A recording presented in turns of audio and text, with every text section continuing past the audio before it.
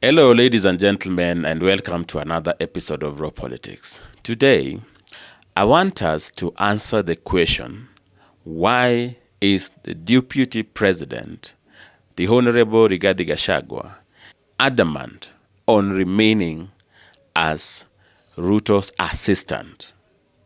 Yet, he has publicly said that Ruto is incompetent and he has done everything possible to paint the president as a liar. The deputy president has also led choruses of Ruto must go and said that the policies of this government are anti the people. So why would he insist to stay in that government? What is the real reason why the Honorable Rigathi Gachagua is fighting tooth and nail to remain as Ruto's assistant, even though he doesn't believe in Ruto at all? If that is a subject you are interested in, stay tuned. If you are watching for the first time, take a moment and subscribe to our channel. Otherwise, let us jump right into the issue. Okay. If you followed the deputy president in the recent past, he has been categorical. He is opposed to policies of this government.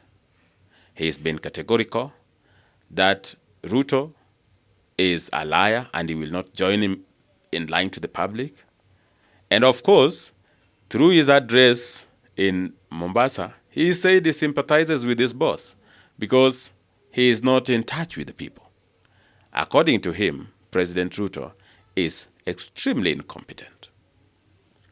So the question is, if your boss is this bad, if the Kenya Kwanza government is this out of touch, why would you struggle to remain part of it? Ladies and gentlemen, the answer is simple. It is about 2027 politics. Let me explain. The deputy president obviously is going to cast his lot with Kalonzo Musyoka. As you even saw in parliament, the people who are defending the deputy president are mainly from Wiper. So it is decided. Rigathi Gachagua is likely to take Mount Kenya to Kalonzo Musyoka. But that is not how you win election. Taking Mount Kenya to Kalonzo Musyoka is not how you win elections against a very powerful opponent like William Ruto. What you have to do to bring somebody like Ruto down is to do two things. One, distract him, and two, sabotage him from within. And these are things that the deputy president can only do if he's in government. Why? Distracting the president through endless politicking, rallies, doing meet the people tour, inciting the public, telling them Ruto is the worst person. You only are capable of doing this if you have resources. And the office of the deputy president, even if he's not given roles by the president, has immense power, has resources. That is why even when Uhuru Kenyatta did not like Ruto as much, there is very little he could do to stop him from moving, because the office has certain guarantees. This person is guaranteed of security. Even if you're going to reduce or strip it down, it doesn't matter. He will still have security. He will have vehicles that he moves with. That office alone gives the deputy president enough room to distract the president. If you have a deputy president that does not believe in your policies, he will use that office for endless incitement of the public. And as you have seen, Rigathi Gachagua is very gifted. So give him 3 years of endless incitement in parts of Nairobi that are dominated by Kikuyus and part of Mount Kenya that he believes he has sway. I tell you, by the end of even 1 year, maybe up to 2025, you will be firefighting. It will be politics from morning to evening. And you can't deliver much when you are distracted and you have to answer for yourself in the public arena every now and then. The second reason, the second thing that you have to do to bring somebody like Ruto down is to sabotage him from within. Remember, the office of the deputy president, according to the constitution, is the principal assistant to the president. This person sits in cabinet and this person consumes national intelligence. He consumes some of the highest level of intelligence in the country. And with that access, he can literally sabotage the government from within. So that by the end of Ruto's term, coming 2027, the president would have not delivered much. And so Rigathi Gachagua can now leave, join Kalonzo Musyoka and say, you see, we cannot go on with somebody like William Ruto, who promised Kenyans to do this, and he did not even deliver a single thing. So that is why Rigathi Gachagua and his supporters are doing everything to stay in the government for only two things: to distract Ruto and to sabotage him from within. Nothing else. Because otherwise, if it is a matter of just taking Mount Kenya people to Kalonzo Musyoka, the DP could just resign before any impeachment and focus solely on inciting the mountain against Ruto.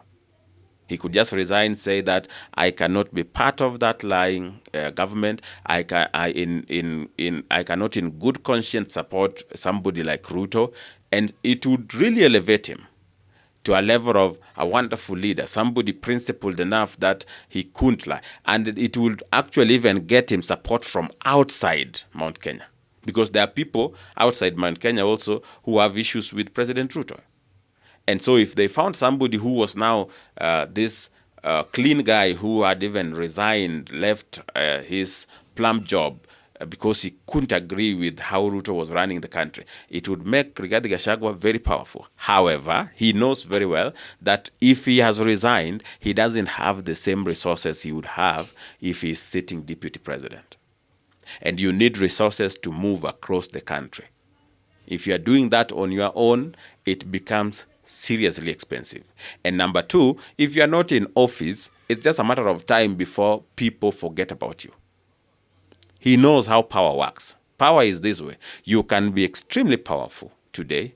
You can look extremely influential. But once you are out of office and people and people believe that they cannot get maybe the favors that your office could have brought to them, they will leave you and go to the person who picked the office. Ask Sonko.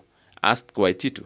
These were extremely influential governors. Extremely influential. Popularly elected. But once they were out of office, nobody cares.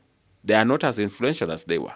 Nobody cares. And so Rigathi Gachagua is smart enough to know that if he's not in office, even if he's in Mount Kenya, he will not have the same value he has to the voter today.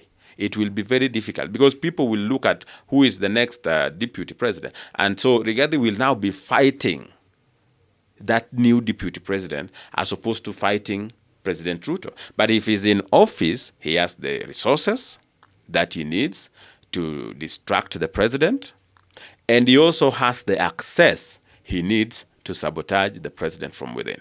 Once he has done that successfully, he will now then jump to Kalonzo's camp and say, you see, I cannot in good conscience continue to support somebody like William Ruto. We really tried, but it was impossible. So let us try somebody new.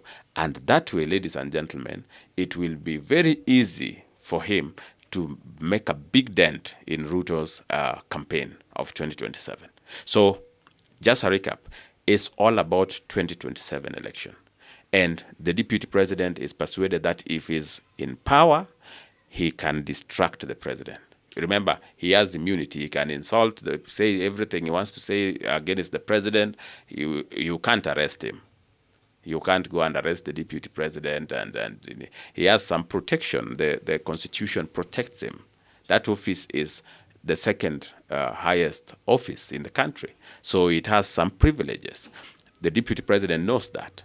It will also help him to muscle, to build an arsenal, so that when it comes to 2027, he is not some featherweight. He has grassroots support, he has the money he needs, etc., so that he can give Ruto a run for his money. That is why he wants to be in that office. But that is also why the people who want to remove him have to remove him from office, because they also know why he wants to remain in office. They know he doesn't believe in Ruto. They know he doesn't believe in this government. They know he wants to use his position to sabotage the government from within. And so that is why they want to remove him also.